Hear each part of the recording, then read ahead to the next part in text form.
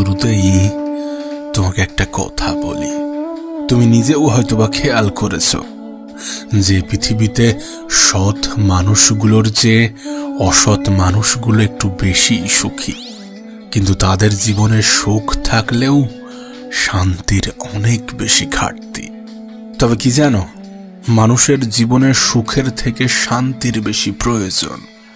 ভাঙা কুড়ে ঘরেও ঘুম আসবে যদি তার মনে শান্তি থাকে, এবং সুখ ও শান্তি দুটো আলাদা জিনিস। কোনো গরিবের ঘরে হয়তোবা সুখ থাকে না, কিন্তু শান্তিরও কোনো অভাব থাকে না।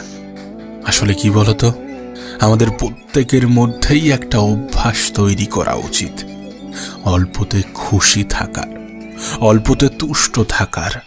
হ্যাঁ, অল্পতে তুষ্ট থাকার।